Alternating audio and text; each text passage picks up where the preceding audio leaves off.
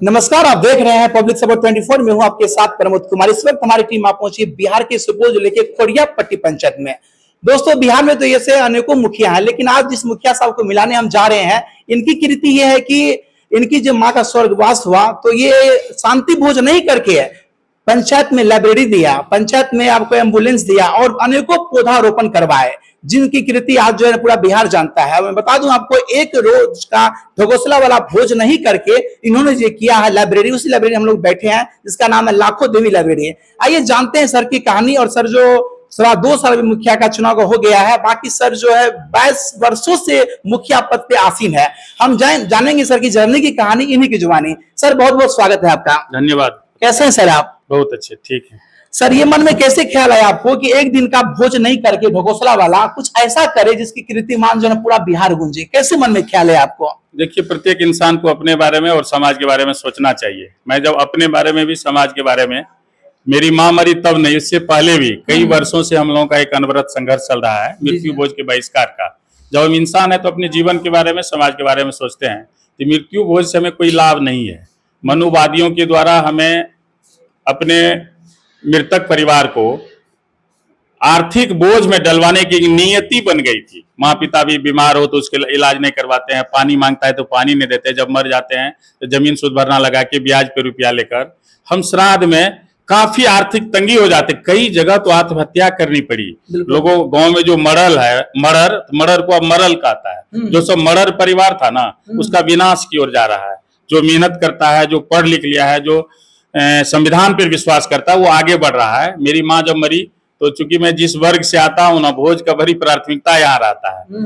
अब समझिए कि मैं मुखिया संघ का नेता भी हूँ, कम्युनिस्ट पार्टी का नेता हूँ, बलराम सिंह यादव के घर में पैदा हुआ हूँ, तो कितनी हमको झेलना पड़ा होगा समाज के साथ, पर हम उसमें सफल रहे। कुछ लोग नहीं समझ रहे थे, बट जब हमारे पुस्तकालय पर आए, हमारे विचारधारा से वो अवगत हुए, हमको धन्यवाद दिए, आशीर्वाद दिए कि राजेश तुम्हारा लाइन ही सही है, इस तरह सबको करना चाहिए। आज भोज के चक्कर में पड़ते थे, पुस्तकालय नहीं दिखता और काम नहीं दिखता, लेकिन मेरे विचारधारा का हमारे जिला में भी हमें पुरस्कृत किया गया, प्रदेश लेवल पर हमारे इस काम को लेकर के पूरे बिहार में। जब भारत की कम्युनिस्ट पार्टी मार्क्सवादी की बैठक हुई तो वहां हमको प्रदेश कार्यालय में भी सम्मानित किया गया। मृत्यु भोज एक सामाजिक कुरीति है जिसके खिलाफ सुपौल जिले में राजेश जी मुखिया रहते हुए भी भोज नहीं किया। सामाजिक कितना इनको भेदना पड़ा होगा। हमको राज्य सेक्रेटरी ललन चौधरी जी, विनोद झा जी और सारे लोग, कई विधायक जी लोग भी हमको सम्मानित किए कि राजेश जी आपने अच्छा कदम उठाया है। और आपके सुपौल जिले के खोड़ियापट्टी से बिहार के सभी जिलों में जहां कॉमरेड है वहां मृत्यु भोज बंद हो गया है। हमारे स्टेट में सेक्रेटरी शपथ दिलाए कि मृत्यु भोज बहिष्कार के लिए बड़ा आंदोलन होना चाहिए। हमारा जो कुछ जनमुद्दे था उसमें ये जुड़ गया कि राजेश जी का कदम सही है और इस कदम को पूरे बिहार की सभी। सर लीक से हट करके आप काम किए, जनता का जो कितना रिएक्शन खराब रहा आपके प्रति? जनता का रिएक्शन खराब नहीं होता है, क्योंकि भोज आप कोई जबरदस्ती थोड़े किसी का खाने जाता है, पर लोगों को उम्मीद रहता है कि मुखिया जी की मां मरी है तो 5 दिन चलेगा, 5 दिन चलेगा। पर उसको समझाने में मैं कामयाब रहा कि मैं उनको कहा कि चाचा जी, भोज तो बिना भोजन का कोई आदमी रह नहीं सकता। अच्छा भोजन सब चाहता है, पर भोजन खुशी का होना चाहिए। जन्मदिन का भोज हो, क्या कहते हैं, विवाह का भोज हो, मुंडन का भोज हो, ढेर सारा, वैसे खुशी मना लीजिए, भोज कर। जाहिर सी बात है, अगर भोज करते लोग एक दिन खाते गम भूल जाते, लेकिन आपने ऐसा किया कि एम्बुलेंस दिया, लाइब्रेरी खोला जिसमें हम लोग बैठे भी है, तो मतलब क्या जनता के रुझान में कैसा लगा आपको?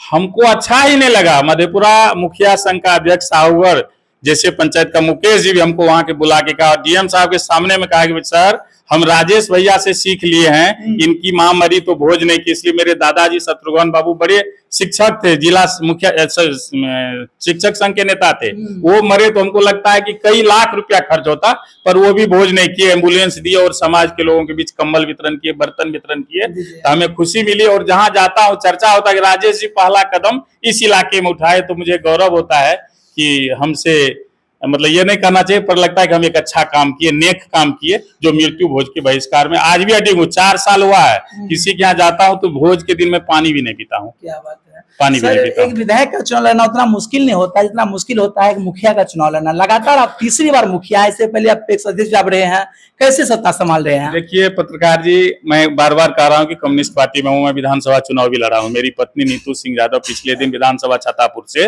राष्ट्रीय पार्टी कम्युनिस्ट पार्टी राष्ट्रीय, वहां से वृंदा कारात, सीताराम येचुरी सब प्रचार विधानसभा चुनाव भी लड़ा हूं।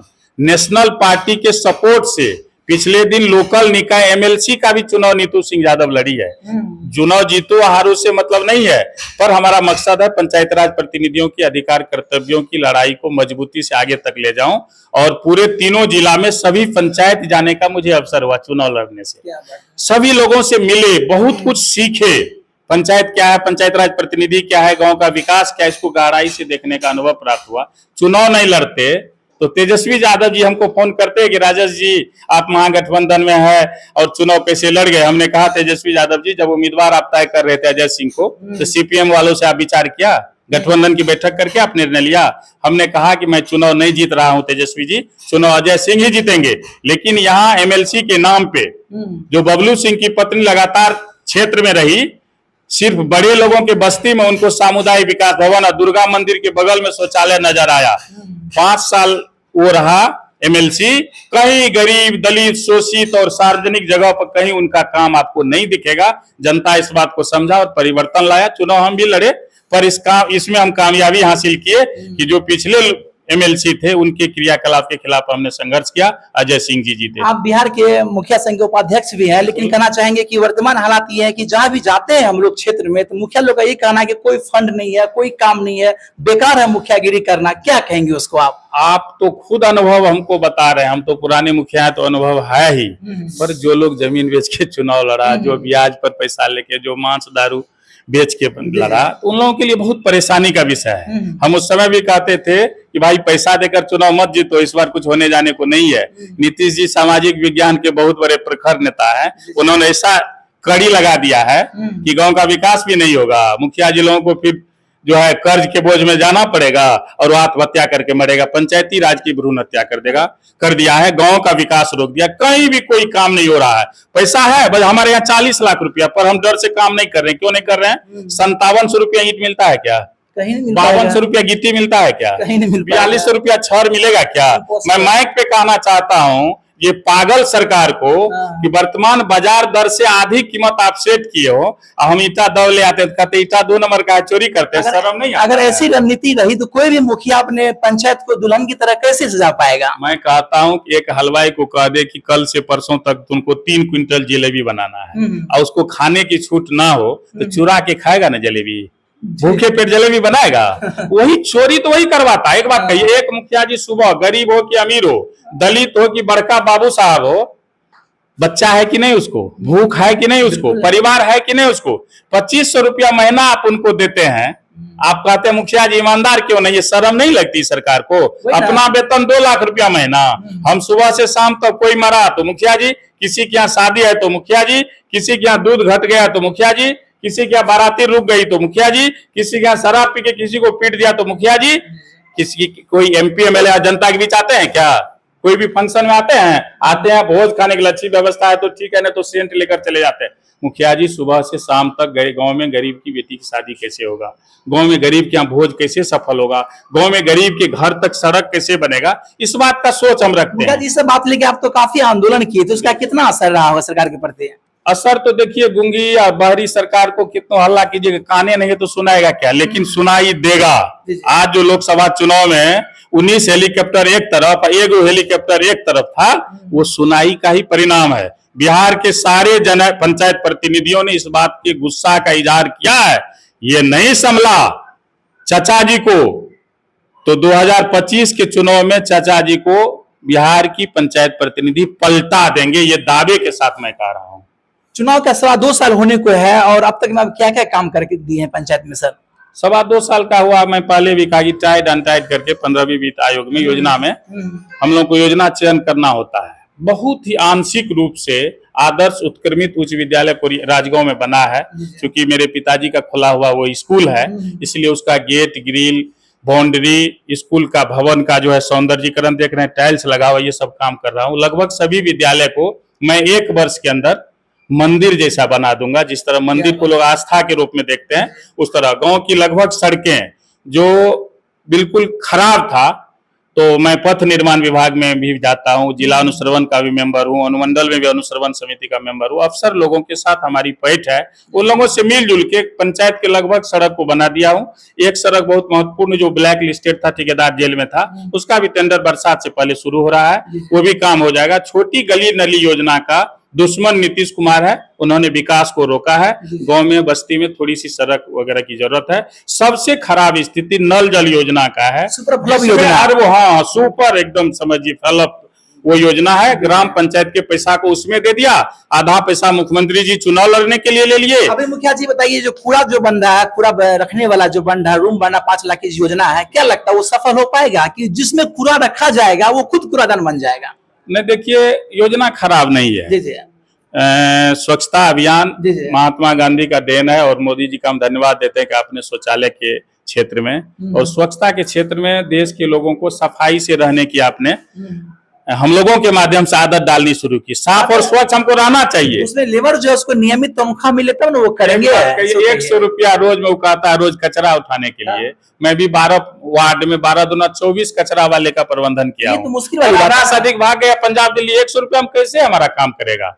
उनका भी मानदेय भत्ता बढ़ा रहा जाना चाहिए। हम सीटू ट्रेड यूनियन का भी मेंबर हूँ। ट्रेड यूनियन की लड़ाई बिहार लेवल पे है और वो रसोईया का सवाल और स्वच्छता कर्मी का सवाल हम लोग उठाएं कि उनको जो है सम्मानजनक मानदेय भत्ता मिलना चाहिए, ताकि वो मेहनत का काम गांव का, बाजार का, विद्यालय का, सार्वजनिक जगह का, घर घर गीला कचरा और सूखा कचरा उठाने में उनको मन लगे। इसके लिए लड़ाई हम लोग लड़ रहे हैं। क्या लगता है पंचायती राज में जो मुखिया है, सरपंच है, समिति है, इस सबको क्या फंड ऐसे ही देगा कि आने वाला और कुछ है आगे? देखिए, अगर सरकार नहीं संभली, पंचायती राज को बपौती संपत्ति समझेगा तो गांव के लोग आज बुर्बक नहीं है। हम तो कहते हैं कि आपको आवास क्यों नहीं मिला, मुख्यमंत्री जी से पूछिए। आपका सड़क क्यों नहीं बना, मुख्यमंत्री जी से पूछिए। आपका विद्यालय क्यों नहीं बना, प्रधानमंत्री जी से पूछिए। हम बुर्बक नहीं है कि अपने पर सारा भार ले लेंगे।